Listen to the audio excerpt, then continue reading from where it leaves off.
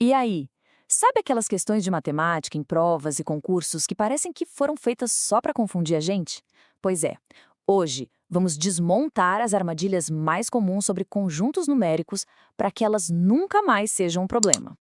Então, vamos começar com uma pergunta que, nossa, as bancas de concurso simplesmente adoram. Olhando para a raiz quadrada de 9, o primeiro instinto de muita gente é cravar, irracional, certo? Pois é, e é exatamente aí que a pegadinha aparece. Na pressão da prova, a intuição pode levar a gente para o caminho errado. O verdadeiro segredo para desviar dessas armadilhas, na verdade, é ter uma base de conhecimento bem sólida.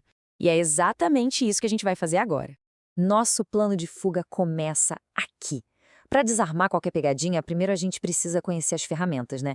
Então vamos revisar os blocos de construção do universo dos números, começando pelo mais básico de todos. Os naturais são o nosso ponto de partida. São os números que a gente usa para contar coisas no dia a dia. Simples, diretos, sem complicação nenhuma. Tipo, sem negativos ou frações. Só que os números naturais sozinhos não dão conta de tudo. Como é que se representa uma dívida? Ou uma temperatura abaixo de zero? É para isso que surgem os inteiros, que basicamente pegam os naturais e espelham eles para o lado negativo, com o zero ali no meio. E quando a gente precisa dividir as coisas? Tipo, metade de uma pizza ou um preço com centavos? Aí entram em cena os racionais. A regra é simples. Se dá para escrever como uma fração, então é racional. Isso vale tanto para os decimais exatos, como 0,25, quanto para as famosas dízimas periódicas, aquele 0,333 que não acaba nunca. E ó, aqui está um ponto crucial que derruba muita gente. Por que todo inteiro é racional? É bem simples, na verdade, porque qualquer número inteiro, digamos o 5, pode ser escrito como a fração 5 sobre 1. Anota isso porque é fundamental. Até agora, tudo parece bem organizadinho. Mas a matemática tem seu lado, digamos, misterioso. Vamos entrar agora no território dos números que não se encaixam tão bem em frações e que são a fonte de muitas, mas muitas das armadilhas de prova. Esses aqui são os rebeldes do grupo.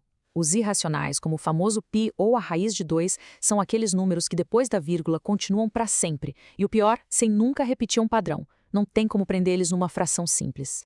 Certo!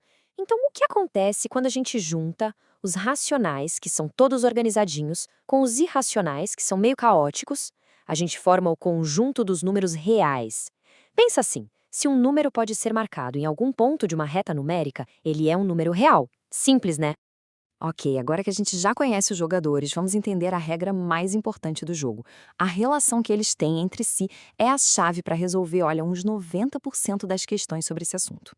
A melhor forma de visualizar isso é pensar naquelas bonecas russas, sabe? Uma dentro da outra. Cada conjunto se encaixa perfeitamente no maior. Os naturais estão dentro dos inteiros, que por sua vez estão dentro dos racionais, e todos eles estão dentro do imenso conjunto dos reais.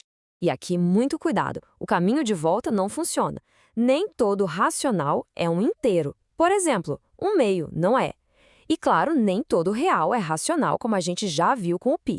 E esquecer isso é o mesmo que pular de cabeça na armadilha.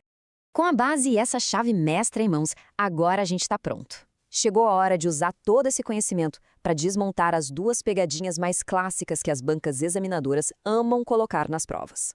Essa é a primeira grande armadilha. A gente vê o símbolo da raiz e o cérebro quase que automaticamente grita irracional. Mas será que é sempre assim mesmo? A resposta é um sonoro não. A raiz de 9, por exemplo, dá 3, um número inteiro, e por consequência totalmente irracional. A pegadinha está justamente em saber a diferença. Se a raiz for de um quadrado perfeito, o resultado é racional. Se não for, aí sim é irracional. Agora, vamos para a segunda armadilha, uma que ataca direto o nosso entendimento sobre os números decimais. A palavra infinito também é uma isca e tanto para a resposta irracional, não é? E, de novo, a resposta é não. O segredo aqui está no padrão.